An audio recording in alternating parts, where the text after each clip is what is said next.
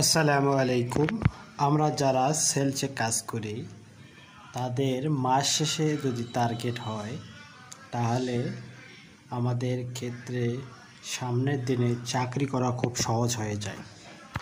তাই আমাদের প্রত্যেক মাসে প্ল্যান করতে হবে এমনভাবে শুরুতে যেন আমরা মাস শেষে টার্গেট করতে পারি। যেমন আমি লাস্ট 14 মাস থেকে টার্গেট করতেছি। প্রত্যেক মাসে আমি প্ল্যান রাখি, যেহেতু আমি একজন কোম্পানি এসি, আমি প্ল্যানে রাখি যে আমি এই মাসে কোন ডিলারের কাছে কত টাকা নেব, এবং সব সময় আমি আমার টার্গেটকে 200% ধরে হিসাব করে টার্গেট করি যেন মাস শেষে আমার টার্গেটটা হয়। টার্গেট করার জন্য আপনাকে এই রকম প্ল্যান করতে হবে। আপনার 40 লক্ষ টাকা টার্গেট, আপনি যদি 40 লক্ষ টাকা প্ল্যান নিয়ে কাজ করেন তাহলে আপনার 50% টার্গেট হবে।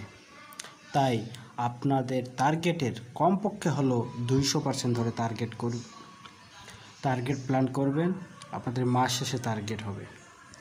যদি আপনারা 200% হিসাবে টার্গেট প্ল্যান না করে সেলস করেন, আপনাদের কোনো দিনও টার্গেট হবে না।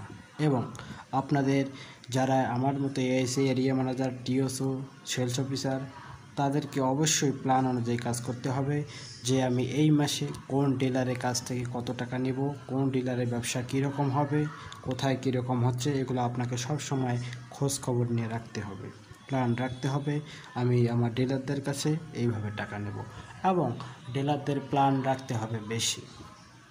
আপনাদের একটা ডিলার যদি প্রোডাক্ট না নেয় তবু যেন আপনাদের টার্গেট অ্যাচিভমেন্ট অর্জন হয়। সেই প্ল্যান অনুযায়ী কাজ করলে আমাদের টার্গেট হবে ইনশাআল্লাহ 100% টার্গেট, এবং তার চেয়ে বেশি হবে।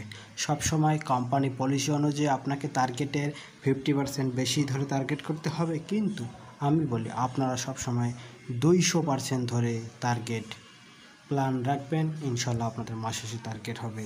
আগামীকাল কথা হবে অন্য বিষয়ে। ভালো লাগলে আমার চ্যানেলটি সাবস্ক্রাইব করে পাশে থাকবেন। ইনশাল্লাহ আগামীকাল দেখা হবে আমরা কিভাবে সেলস করব, মাসের শুরুতে কিভাবে সেলস প্ল্যান করলে মাস শেষে আমরা টার্গেট অর্জন করব, সেসব বিষয়ে আলোচনা হবে।